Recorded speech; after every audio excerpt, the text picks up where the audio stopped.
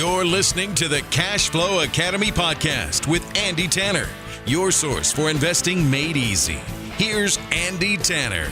Welcome to the Cashflow Academy podcast, where investing is made simple. I'm your host, Andy Tanner, and I'll tell you, best guest ever in the history of the Cashflow Academy show, and that's saying something. We have some great ones, and people know I wear my emotions on my sleeve, so I'll try to get through this best. But I have someone who is very, very dear to me, Kim Kiyosaki. How are you? I'm so great, Andy. So great. So happy to be with you. I always learn so much from you because you are one of my best teachers. You are one of the best teachers on the planet. I have to do that. Because you make it so simple. You take such complicated information, but not just the stock options and paper assets, but everything. You just make it so simple, and I learned so much from you. So thank you for having me on your program. You're so kind. We're here because of you. To introduce Kim Kiyosaki is kind of funny because I can't imagine anyone listening that doesn't know who she is. But if you've lived on a different planet and are dropping in for the first time, Kim is the author of 2 books, Rising Time and also Rich Woman. What a great message for our time, rising time. It is time to rise.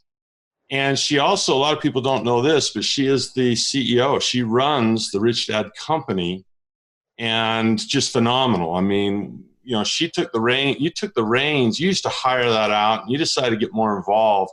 I'd say about 2 years ago. Is that fair? Not quite? About 2 years ago, yes. And Let me tell you what, talk about, taking names and kicking booty. I mean, it just went to a new level. And we have an advisory board, and so I get to see a little bit of that. And the learning for me, as we talk with the other advisors on how I want to change my business, has been invaluable. But the biggest thing, and Kim knows, I'm a big crier, so there's always a risk of that stuff.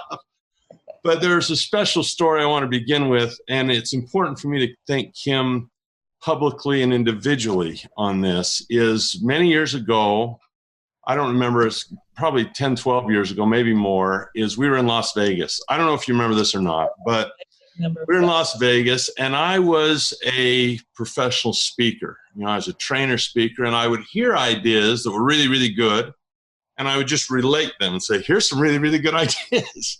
And that's how I did things. I was a salesman and that type of thing. And we were in Las Vegas, and you gave me this word, 2 words. You said, Andy, there's this word called ephemeralization, and there's this word called artifact.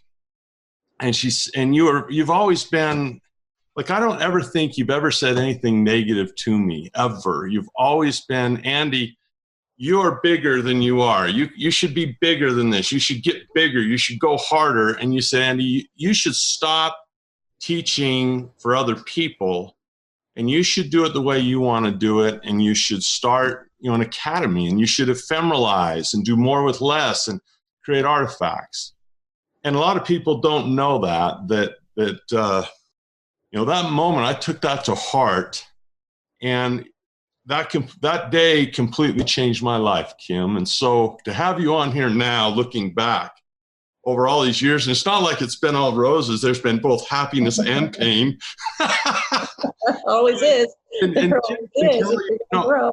were in Singapore one time, and there's all these thousands of people, and there's this huge, intro and lights and music, and the bass from the thing is pounding my heart. And I says, Kim, can you see what you built? You looked at me and said, Andy, I used to live in my car. And so Kim knows, that all of us almost lived in our car, and so Kim really knows who I am more than anybody else. And what I think makes me drawn to you is you and I put a high value on personal freedom and the ability to get up in the morning and do what we want. Yep. And have the means to do that. And the passion we have for cash flow is one thing, but it's really what it delivers, not freedom. So with that long-winded introduction and a huge thank you, that's why I get a little emotional, because you have been a major leader and impacted my life. And the Cashflow Academy exists because of a meeting in Vegas where you said, Andy, quit teaching for other people and start doing what you know is inside you. So thank you for giving me that direction and courage and inspiration. That's so kind of you, Andy. Thank you. And thank you for all you do for Rich Dad and for me personally and for the company. And one of the things about the Rich Dad Advisors, as you say, we all get to learn from each other. Yeah. And I think that's one of the greatest things. And when you talk about freedom, ever since I was a little girl, I wanted to be free. I mean, I remember when I was like 10 years old, riding my bicycle to an early morning soccer game, the Police Athletic League soccer game, and I was free. And I didn't have to get driven by anybody. I could do it myself. And so I've always had this freedom, and it's transferred into financial freedom, but much more than, as you say, much more than financial freedom. It's freedom in all ways possible. And that's what we're all about, you and me. So the reason everyone should listen, the reason I asked Kim to come on this particular show at this time of year is I had a vision. I like your vision. Kim's helping me work on my spirit because I don't have good visions all the time, but I had a vision. We got coronavirus. We got people on the TV fighting back and forth with ideas. We've got all this commotion. And I had a vision. I thought, if a family would set aside a little time, turn off the TV for a minute, and set down all these books and stuff for a minute, and if they would get on the table or the family room floor, and they just spent some time together playing a cash flow game, that's how you change the world. It was such a vision. It was peace. And, I really worry about capitalism right now because I'm a capitalist through and through. And I see ideas that are threatening that and false ideas that are coming from all these big voices that are far away to me. But when I get with my family and I experience that game over and over again, I see all of the good things that it brings and the goodness that it has by experience, not by listening to this guy's voice or her voice or his voice, but just by our own world experience. And I said, Kim, this Christmas, when the kiddies wake up and the parents, rub the sleep out of their eyes, a bicycle would give them some freedom, maybe. I cannot say this with any more fervor. What I could summon is the very best thing that those families could wake up to is a cash flow game. And after everything's settled between that week of Christmas and New Year, play it a couple times and just watch what happens to your family. Watch what happens. Books, I'm an author, you're an author, we should be plugging books, but they're about 10% of where learning happens. Right. And I could read a book on airplane flying, I suppose, but if I got in a simulator in a cockpit and spent time in that, I'd learn to fly, sooner or later. And so I called Kim and I said, I used to be a pretty good salesman. I used to be. Still a very good salesman. Maybe I can maybe I can shake the dust off. And I go, let's do a blatant, outright infomercial for the cash flow game and put it out to the listeners. Because I'll tell you what, a lot of people are looking for ideas for shopping, and just have that vision with me. Picture your family around playing, some people call it Monopoly on steroids. It's far better than that, because you're going to learn things. So we're gonna talk to you about how to get a cash flow game, how it's evolved. I'm going to start with Kim. I'm going to share my experience with the cash flow game. I'm going to start with Kim. Tell us about the cash flow game. Tell us the story. You and Robert have become multi-millionaires several times over. But when you did the cash flow game, my understanding was, hey, you found financial freedom. You bought some real estate. You didn't need a job. And everyone was saying, hey, how'd you do it? And tell the story. Exactly what happened. It's exactly what happened. So I remember the day I realized that we were financially free. And people think when they hear financial freedom that we had millions of dollars, from our business, or we sold our business for a lot of money. That wasn't the case. Basically, all we had $10,000 a month coming in every month from our investments, primarily real estate. But we only had $3,000 a month in living expenses. And that's the whole formula. That was our formula. Have your passive income from your investments, your cash flow, greater than your monthly living expenses. And when we did that, Andy, the most beautiful thing of that was, for the first time, I was able to ask myself, what is it I really want to do with my life? That was the real gift. Because up until then, we were paying our bills every day and struggling to get ahead. So Robert and I, we talked about this a lot, and we're like, well, what do we want to do? And everybody was asking us to come teach and tell us how we did it. And we're like, that just sounds like a lot of work to get on a plane and just be flying every day of the year, teaching people what we did. We thought, we love games. Both Robert and I love games. We thought, wouldn't it be cool? And we'd never built a game. Wouldn't it be cool if we could take what we did and put it into a fun, entertaining board game, so people have a great time playing the game, but we kind of trick them because they're learning at the same time. And so that's what we did. And a lot of people think that Rich Dad, Poor Dad was our first product, the book, but actually the Cashflow board game was the very first product we created. And Rich Dad, Poor Dad grew out of building a brochure to promote the Cashflow game. So the Cashflow game is always our number one near and dearest product because, as you said, it's a simulation. People are actually learning about money, about investing, about income statements and balance sheets, and it's all fun. And to do it as a family, to do it together with friends and like-minded people, that's been our mission and our vision. And the bigger vision, just to share, is that there was a journalist from the New York Times doing a story about the Cashflow game. This is many, many, many years ago. And she said, Kim, do you know that you have a club, a Cashflow club here in New York with 1,000 people? I was like, no.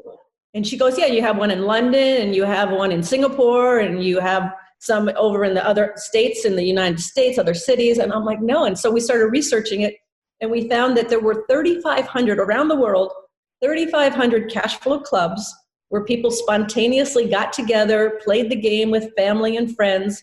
And so the mission today is to support those clubs and give them more education and build more and more Cashflow clubs so that the game can travel to places all over the world where Robert and I could never get to. That's the vision. You know, what's amazing about this Cashflow game is that it is a self-contained teacher where the genius of it is it allows people to teach each other through an experience where you don't have to be there physically, and you're not in a classroom with a board writing things down, having people take notes. And people, when they think of a game, they think Monopoly and rolling the dice and pieces, and there's part of that, but 99% of this game is actually played on what's called a financial statement. Yeah.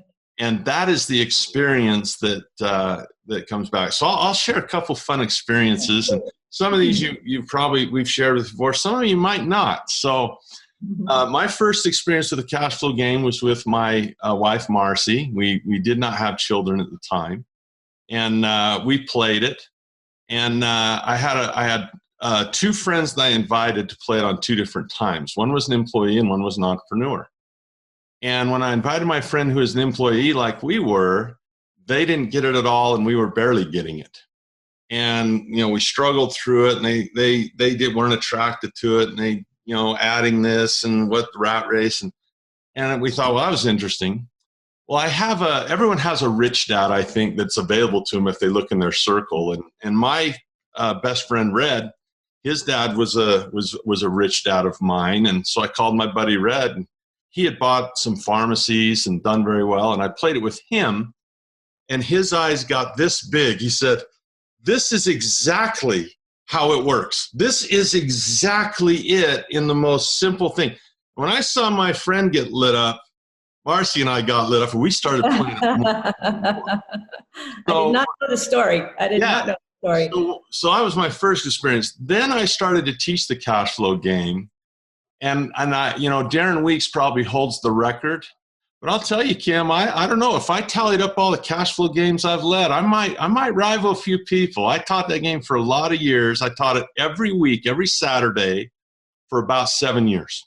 Wow. I did a Cashflow game. So that's a lot of Cashflow games. And you learn what happens. The reason this is better than a book is the way the subconscious mind works. It doesn't know the difference between fantasy and reality. You know, you go to a spook alley and you know, okay, this is fake. This is some guy's garage, you know, whatever. but you still think Freddy Krueger's going to get you. and I would watch people, and in the game, you take on a job, anywhere from a doctor to a janitor to a pilot. And right out of the gate, grown adults, grown men and women, they would draw a card, and they would immediately react as if it was real. They'd say, "Oh, crap, I'm a janitor," as if they really were going to clean toilets that day. Oh, I'm a janitor. And someone would say, "Oh, I'm a pilot, or I'm a doctor." And I would stop the game right there. I'd say, "Now, wait a minute, guys. This is just a game. You are not ready to do surgery, and you cannot land a plane. Why are you acting this way?" But they would take that persona on. And what is magic is when they get a small deal card and they look at it and they're trying to figure it out, and all of a sudden they make a mistake or they do it right, and all of a sudden they see on that balance sheet, that's passive income. That's different than my job income. That's passive income. I just put a dent towards like getting out of jail. I just put a dent out of getting out of the rat race. I'm like, and they see that first deal and they experience the same mental and biological response as if it was real. Yeah. And I think that's why it's so inspirational. It's like, this could be real. This could absolutely just be a real house as a house in the game. Yeah. And that's why when we created it, Andy, we said, okay, so I remember my very first deal, little 2-bedroom, 1-bath house, and they put $25 a month passive income into my pocket and turn it on. But so we're like, how do we take all of the components of an investment and make it simple so that it does mimic real life? And I'm real happy that your entrepreneurial friend saw that. That was pretty cool. Because we've also actually just kind of revamped the game. We've just come out with the newest version and made sure that all the learning was even more relevant today than ever before. And make sure that cash flow keeps flowing. But one of the fun things too about the game, because I get this question a lot, especially from women. It's like, if they're married, how do I have a conversation with my husband who's been handling the money all these years, and now he might be a little threatened if I start asking questions? So I'm like, take the cash flow game and just play it, because it starts the conversation. It opens communication. It gives you, it'll raise questions about your own personal finances, and you get to learn the language of money and investing. But I've seen so many couples, I'm like, start with the game, because that's an easy way to get the communication and conversation started on you and your finances for your family. To take that is so well said about the couple conversation, because one of the things that happens when you invest is you're going to manage risk. You're going to manage some risk. You're going to learn some things. And often what happens I've taught thousands of people live. When I've seen them play the cash flow game, what happens is often there's one spouse that kind of wants to go, go, go, go. And the other spouse, it's even down the road, men and women. It's like, there's no difference, right? They're just, some women are like, let's go. And other men are like, let's go. And other women and men are like, oh, no, this is too scary. And all of a sudden, when they see how it works and they understand what compassionate, true, real, value-giving capitalism really is, they're like, we're ready to jump in these together. Yeah. And their context becomes the same, the way they think. Yes, and to that point, you also get to see people's real behavior, because like you said, they think it's real. And so I've seen games where I remember this one guy, he was so afraid. All he did is stash all his cash. He didn't do one deal. He didn't buy one share of stock. He didn't buy one piece of real estate. He was so nervous. And in his mind, investing was really, really risky. So he just hoarded cash. And of course, you hoard cash, you can't win the game that way. And that's like the perfect segue into my next story. Okay, this is we're playing the cash flow game, and we noticed we had this new couple playing with us, and they were trying to cheat. They were trying to screw you. Because in the cash flow game, you can if I get a deal card, I can negotiate. I can see and I'm watching these guys are trying to screw everybody, and I thought, wow. If they screw me in the cash flow game, that reveals how their brain is wired. So I told Marcy, I go, whenever we do a deal, we're going to make them play the cash flow game. If they're going to screw you in the cash flow game, they're going to screw you in the deal, right? Yeah, it's like on the golf course. You know, I watch people's behavior. How they play golf is how they're going to play life, and how they play the cash flow game is how they're going to play life. No doubt about it.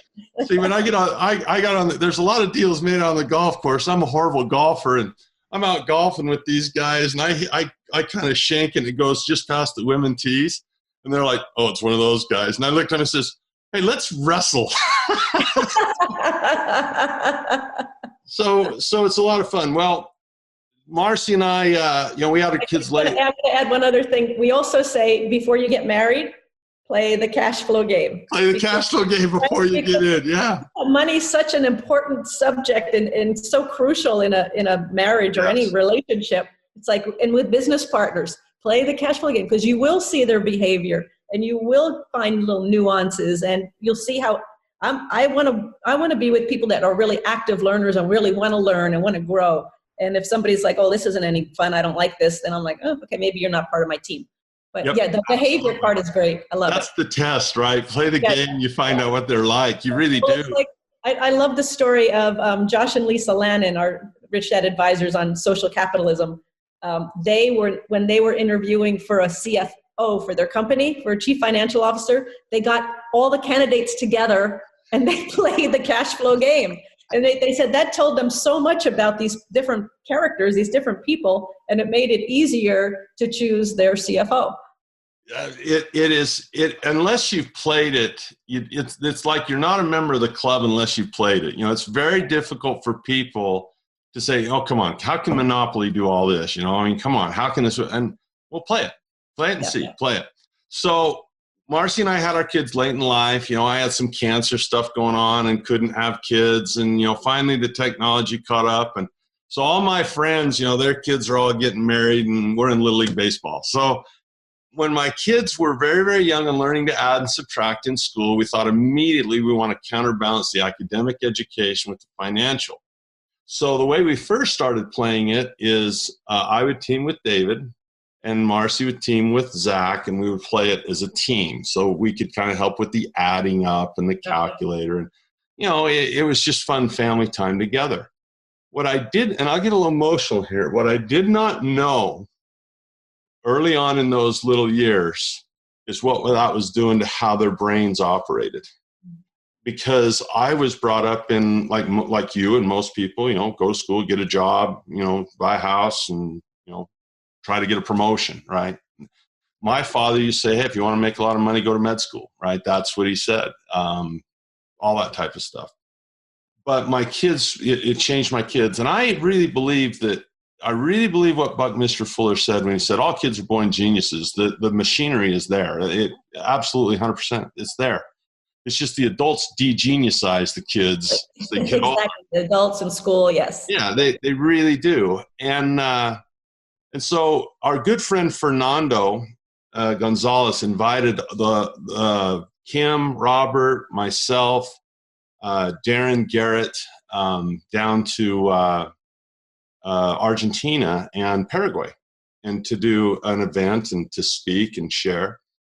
And my kids are very interested in financial education, and they love hanging out with the advisors as students, and Kenny's like their idol, and all this stuff, and they love Tom. And my kids have just grown up around the advisors, and I said, hey, Fernando, would you mind if my kids tagged along to learn a little bit? And he said, sure. You think they'll, and like they're age 9 and 12 at the time, or whatever they were, 10 and 8, whatever it was. And we just wanted to go as students and learn. Well, I should have known better, because Robert will put anyone on stage at any time. I think he just wants to see what's going to happen. And so we just went down there to say learn, and Kim is on stage, and she was doing a deal with Fernando's wife, breaking down a deal where they bought a fourplex. They got a construction loan, built another fourplex on the property, turn it into an eightplex, refinanced everything to pull out the original cash because the value had gone up. And we got NOI on the board, and we got cap rate on the board, and we got this loan over here that came over to refinance this, and there's all this stuff. So Robert calls my son David up on stage. He goes, David, break this deal down for us. And David is 9 years old. He's 9. In front of all of it, there was over 2,000 people there. I think there was 3,000 people, and we don't speak a lick of Spanish. So this is all going through translators and everything. And at the end, he says, so while they didn't start out with the infant return, by dividing, conquering, building the new building, blah, blah, blah, they end up with an infant return. And so after everyone, we did a meet and greet and kind of shake hands, sign the book stuff. And my poor kids are just getting photographed. Like it's selfie city till 12:30 in the morning. I remember David when he made that comment, because this was not rehearsed. Nothing was rehearsed. And no. Just out of his mouth comes. But you have to understand, they didn't start with an infinite return, and the audience went, "Oh!" I mean, it was like, "Wow, that's right." It was like this beautiful little moment of education. Oh, it was great. The thing I was trying to have, this is what people didn't know. Everyone thought that I was probably drilling my kids 9 hours a day to teach them all this stuff and, to have them and, they're geniuses all of a sudden. And the thing that just drove me crazy, I was like, my kids are not any more special than your kids. They like Legos. They like baseball. Girls have cooties, I mean, it's just, they come in and they forget to wipe their feet on the mat, I mean, they're just like any other normal kid with only one little difference, the cash flow game. The reason they didn't have to rehearse that stuff, the reason they understood it is because they know what a financial statement is, because they played the cash flow game a bunch of times. And right before coronavirus, it was interesting. I decided to yank Zach out. He has big basketball operations. That's like the top priority in our world in the Tanner house is playing hoop. And the rule, he was a young kid in his grade, and the rule said he could actually skip a grade down, get bigger, and go out. And I said, well, why not homeschool him and let's just do a year of financial education? I live in Utah, very liberal laws on, you sign one paper, you can yank your kid out of school, teach them anything you want. Anything you want. So we have we spent the year so far with no geography, no English, no math, 100% real estate, taxes, business, and stocks. Great. That is so great. So great. Well, a couple of his teammates said, we're going to do the same thing. I coach his friends. If Coach Andy's doing with his kid, we're going to do with our kid. So I have these twins that play for me. Next thing you know, on Sunday nights, we're doing the cash flow night, right? We're doing the cash flow night. And I said, the parents have to come. You can't just send your kid over here. The parents have to come, and the parents have to play. Cool. So we're down there, and we're watching these parents trying to play, and the kids, first time they play, they're just killing it. Stuff's firing off. There's excitement, all this stuff. Very next day, what do you want to be when you grow up? Investor. I want to be an investor. One day, that's all it took. Before I go, what do you want to be when you grow up? Well, I want to be an NBA basketball player. If it doesn't work, I'll be an airline pilot, right? One time at Cashflow, I want to be an investor. And that's such a good point, because I didn't know anything about investing. I knew nothing about investing. I mean, anybody can do what we teach on the cash flow game. Anybody can do that in real life. And to your point, it's not rocket science. The concepts are very simple. It does, of course, take time, and it takes education. We found that the more education you have, the less risk you have. The less education you have, the more risk you have. And we both say, Andy, it's not the investment that's risky. It's the uneducated investor that's risky. So, anybody can do what we've all done. Can I just say that's such a great point, Kim, because what happens often in what we do as educators is we live in a culture of advice. Yes. Where the question is, hey, if you had $10,000, what would you do with it? Or do you think I should buy Bitcoin right now? Or should I buy gold right now? And it's always externally focused out here on investment. What should I buy instead of what should I be? Yes. And the cash flow game takes that external, what should I buy, into what should I be that quick. Yes, exactly. It's that fast. Yeah, they're always looking for the hot tip. They're always looking for the answer. But until they change their being and be able to, it's like the lottery winner. They win the lottery, but they still don't have any financial education, so they end up losing the money because they still have the same mindset as they had before they had their money. And the mindset oftentimes is a poor mindset, and they're thinking, okay, so they take the same habits that they have as a poor mindset. Now they just have money, but they have the same bad habits. Yeah. And that's the opposite. Winning the lottery is the opposite of capitalism, because capitalism is simply about one thing. It's about how many people can I serve? Mm-hmm. What problems can I solve? And if someone's already solving that problem, can I do it better and cheaper and drive prices down and make things, can I give them more for less? It's ephemeralization. Can I give people more value for less money? That's what it is. And, I don't know. I mean, if I win the lottery, I'm sure I'd be happy that day. But once I move into the big neighborhood and my neighbors, what do you do? Oh, I invented this and solved this problem. Well, what do you do? Well, I invented this and solved this problem. Well, I invested, and what'd you do? Well, I bought a lottery ticket at a gas station. You're kind of shrinking. You're not going to the parties anymore, are you? So, one of the things I used to do when I'd sell things, I'd say, hey, whatever it was I was selling, I said, if I showed you all these features and benefits and I gave it to you for free, would you take it home and use it? They said, absolutely. If it's free. I say, so really the only thing is money for you then. The only thing is squeezing on that precious little dollar or two then. I'd say, okay, that's fine. But, capitalism isn't about greed. Greed is about wanting a lot for a little or something for nothing. Greed is when I say, I want, but I don't want to give anything. Investing starts with the word in. I put in. If I could teach capitalism, I would have people go to my father-in-law's farm, and I'd say, what you do is you take this seed and some faith, and you put it in the ground. You invest in with a vision of having it come back to you someday. There's not a something for nothing idea there. And so if a person is afraid to spend, $10,000 on some stock, or a person is afraid to take a loan out for $250,000 to buy a duplex, you know what?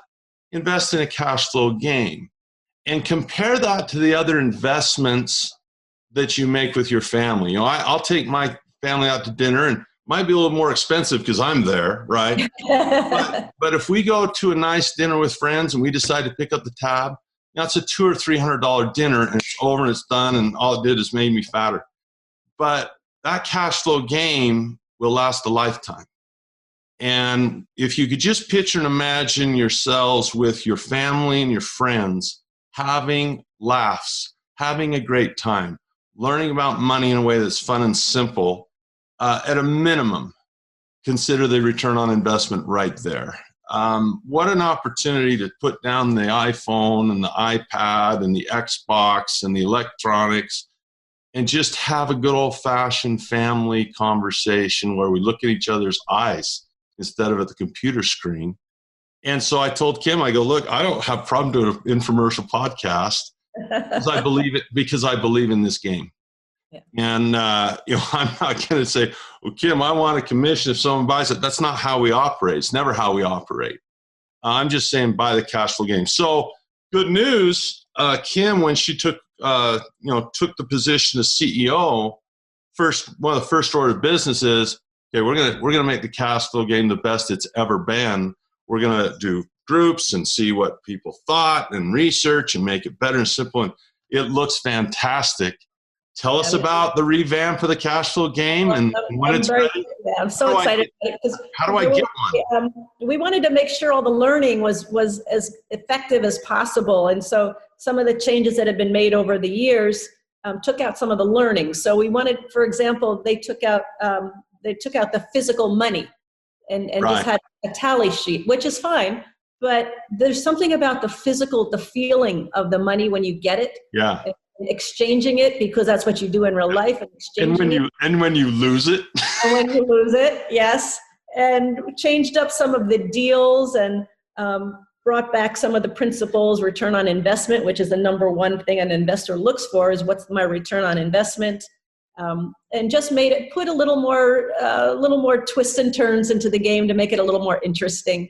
So I'm very, very, very excited about it, because we really, when I took over as CEO, I really wanted to just focus fully on the mission of the Rich Dad Company, which is to elevate the financial well-being of humanity, And to your point, Andy, we always operated under Fuller's philosophy of the more people we serve, the more effective we become. Yeah. And so I really thank you for doing this program, because the more people that we can get the game in front of, the more learning that can happen and the more their financial IQ can increase. I think that's one of the keys, given all this craziness that's going on in the world. I can't change the US government, I can't change the global economy, but I can change my own economy, and I can handle my economy as best I can. So one of the purposes for the game is for the families and individuals to get smarter with money so that they are in control, not out of control with all the changes that happen in the world. My hope that the way I serve is, I look at, I'm just trying to take what you guys have given me and give it to others. And the thing you guys gave me is two things, and in this order. Number one is inspiration. And then the second thing is education. I think it happens in that order. If a person's not inspired, they don't care. My friend that I played the Cashflow game the first time, who didn't get it, he had no inspiration. He wasn't inspired.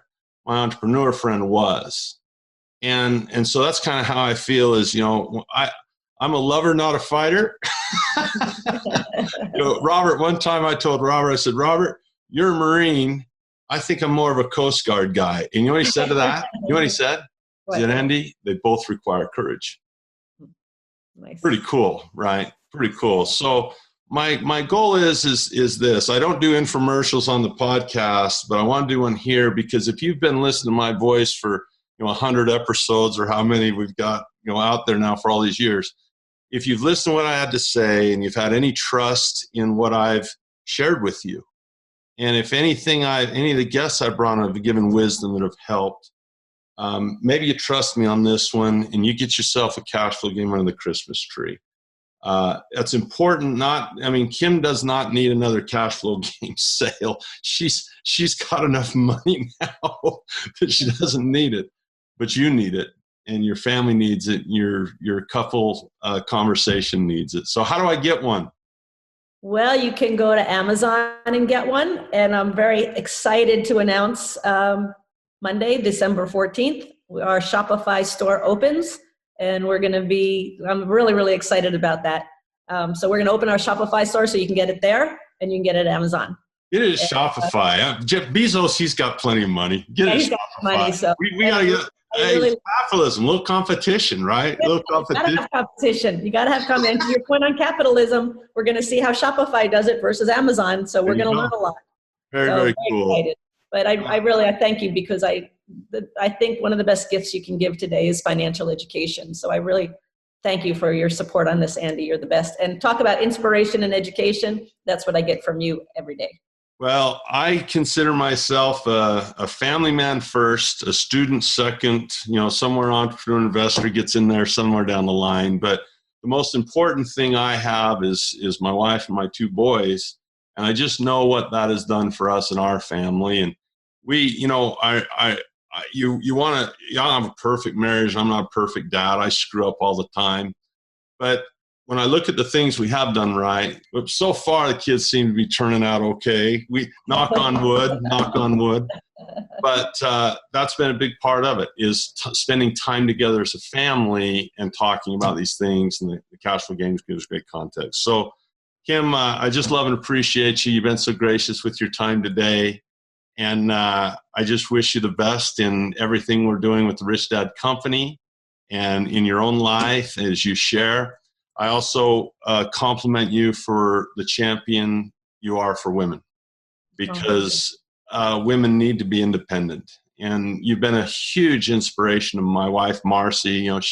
She goes, I'm going to go get my real estate license and pass the test. I go, well, you don't want to be an agent. She goes, well, no, I'm never going to sell a house. I want to be an agent, but I want to know what contracts are. I want to know the law.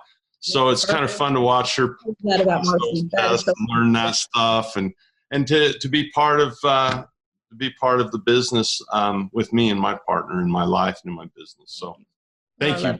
Love you, Andy. Love Marcy and the boys. Thank you so much. You've been listening to Kim Kiyosaki on the Cashflow Academy show, where investing is made simple. We hope you have a wonderful holiday season wherever you are in the world. Till next time, take care of yourself. Remember, keep it simple. You've been listening to the Cashflow Academy podcast with Andy Tanner. For more information on investing made easy, go to thecashflowacademy.com.